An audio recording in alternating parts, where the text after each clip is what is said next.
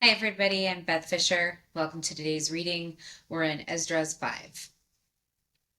Now concerning the signs, lo, the days are coming when those who inhabit the earth shall be seized with great terror, and the way of the truth shall be hidden, and the land shall be barren of faith. Unrighteousness shall be increased beyond what you yourself see, and beyond what you heard of formerly. And the land that you now see ruling shall be a trackless waste, and people shall see it desolate. But if the Most High grants that you live, you shall see it thrown into confusion after the third period. And the sun shall suddenly begin to shine at night, and the moon during the day. Blood shall drip from wood, and the stone shall utter its voice. The people shall be troubled, and the stars shall fall. And one shall reign whom those who inhabit the earth do not expect, and the birds shall fly away together. And the Dead Sea shall cast up fish, and one whom the many do not know shall make his voice heard by night, and all shall hear his voice. There shall be chaos also in many places. Fire shall often break out. The wild animals shall roam beyond their haunts, and menstruous women shall bring forth monsters. Salt waters shall be found in the sweet, and all friends shall conquer one another. Then shall reason hide itself, and wisdom shall withdraw into its chamber. And it shall be sought by many, but shall not be found. And unrighteousness and unrestraint shall increase on the earth. One country shall ask its neighbor, has righteousness, or anyone who does right, passed through you? And it will answer, no. At that time people shall hope, but not obtain. They shall labor, but their ways shall not prosper. These are the signs that I am permitted to tell you. And if you pray again, and weep as you do now, and fast for 7 days, you shall hear yet greater things than these. Then I woke up, and my body shuddered violently, and my soul was so troubled that it fainted. But the angel who had come and talked with me held me and strengthened me and set me on my feet.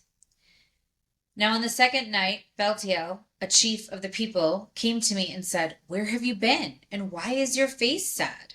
Or do you not know that Israel has been entrusted to you in the land of their exile? Rise, therefore, and eat some bread, and do not forsake us, like a shepherd who leaves the flock in the power of savage wolves. Then I said to him, Go away from me, and do not come near me for 7 days. Then you may come to me. He heard what I said and left me. So I fasted 7 days, mourning and weeping, as the angel Uriel had commanded me. After 7 days the thoughts of my heart were very grievous to me again. Then my soul recovered the spirit of understanding, and I began once more to speak words in the presence of the Most High. I said, O sovereign Lord, from every forest of the earth and from all its trees you have chosen one vine. And from all the lands of the world you have chosen for yourself one region. And from all the flowers of the world you have chosen for yourself one lily. And from all the depths of the sea you have filled for yourself one river.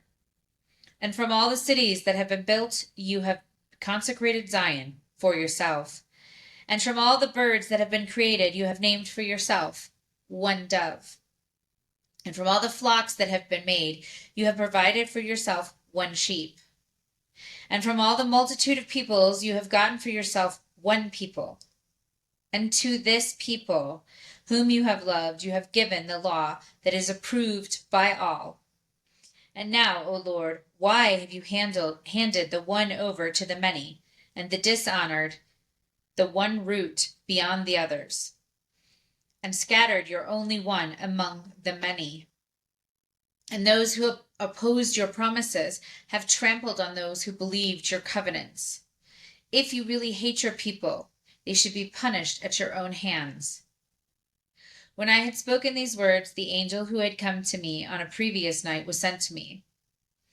He said to me, Listen to me, and I will instruct you. Pay attention to me, and I will tell you more. Then I said, Speak, my Lord. And he said to me, "Are you greatly disturbed in mind over Israel? Or do you love him more than his master does?" I said, "No, my lord, but because of my grief I have spoken. For every hour I suffer agonies of heart, while I strive to understand the way of the Most High, and to search out some part of his judgment." He said to me, "You cannot." And I said, "Why not, my lord? Why then was I born? Or why did not my mother's womb become my grave?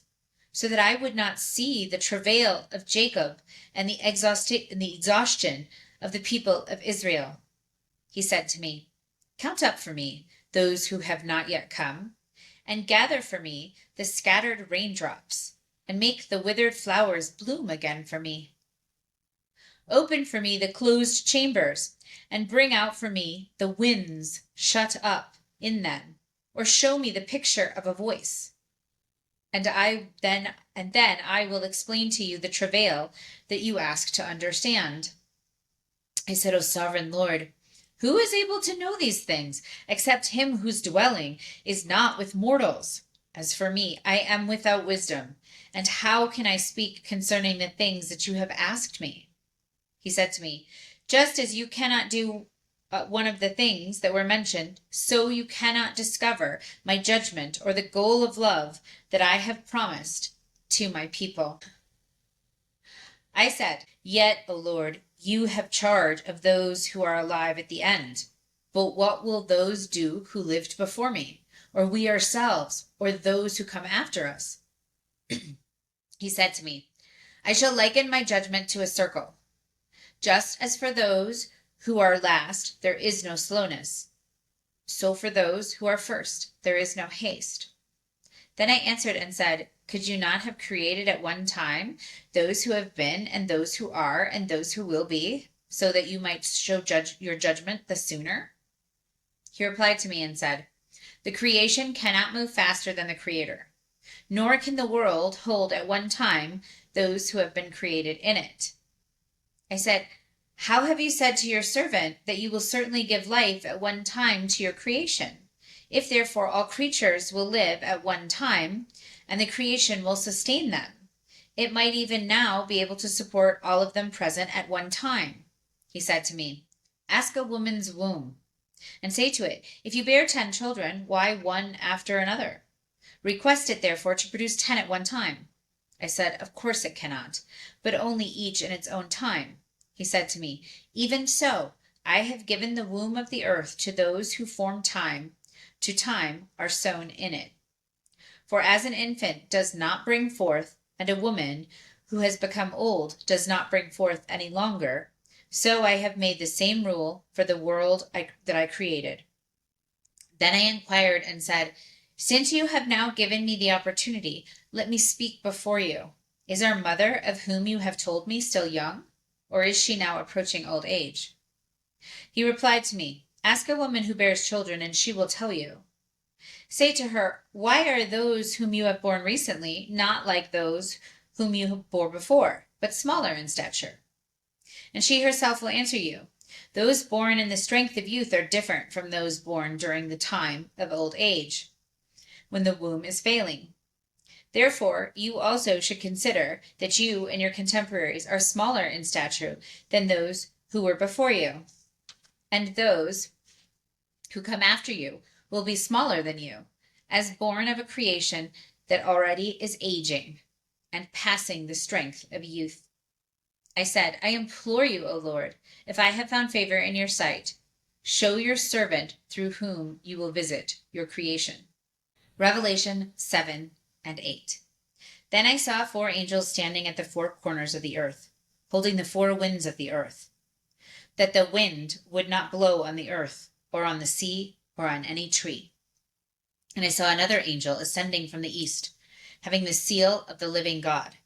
He cried out with a loud voice to the 4 angels who had been given power to harm the earth and the sea, saying, "Do not harm the earth or the sea or the trees until we have sealed the servants of our God on their foreheads." Then I heard the number of those who were sealed, 144,000 out of every tribe of the children of Israel. 12,000 from the tribe of Judah were sealed, 12,000 from the tribe of Reuben were sealed, 12,000 from the tribe of Gad were sealed. 12,000 from the tribe of Asher were sealed. 12,000 from the tribe of Naphtali were sealed. 12,000 from the tribe of Manasseh were sealed. 12,000 from the tribe of Simeon were sealed. 12,000 from the tribe of Levi were sealed. 12,000 from the tribe of Issachar were sealed. 12,000 from the tribe of Zebulun were sealed. 12,000 from the tribe of Joseph were sealed. 12,000 from the tribe of Benjamin were sealed. Then I looked, and there was a great multitude, which no one could count, from all nations and tribes and peoples and tongues, standing before the throne and before the Lamb, clothed with white robes, with palm branches in their hands. They cried out with a loud voice, "Salvation belongs to our God who sits on the throne and to the Lamb." All the angels stood around the throne and the elders and the 4 living creatures and fell on their faces before the throne, worshiping God, saying, "Amen. Blessing and glory and wisdom and thanksgiving and honor and power and might be to our God forever and ever. Amen." Then one of the elders asked me, "Who are these clothed in white robes, and where did they come from?" I said to him, "Sir, you know." He said to me, "These are those who came out of great persecution, and washed their robes and made them white in the blood of the Lamb. Therefore, they are before the throne of God and serve him day and night in his temple. And he who sits on the throne will dwell among them. They shall neither hunger any more, nor shall they thirst any more. The sun shall not strike them, nor any scorching heat. For the Lamb who is in the midst of the throne will shepherd them.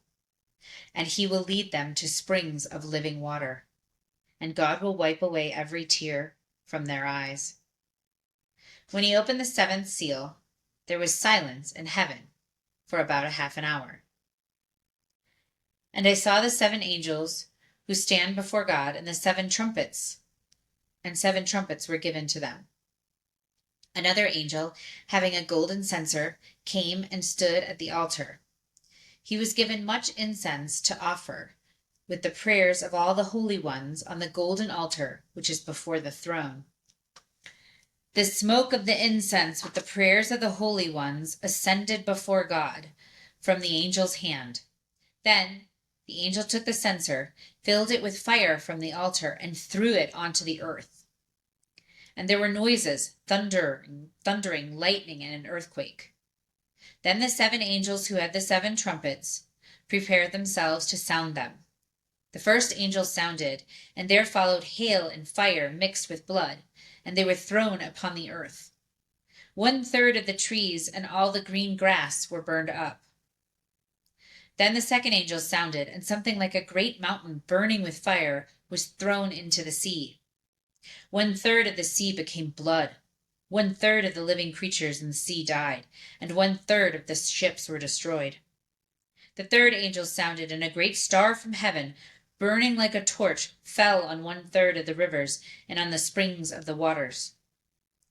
The name of this star is Wormwood.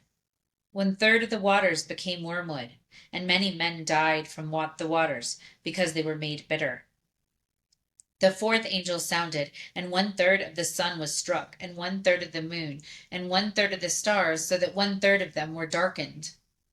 1/3 of the day had no light, and likewise 1/3 of the night.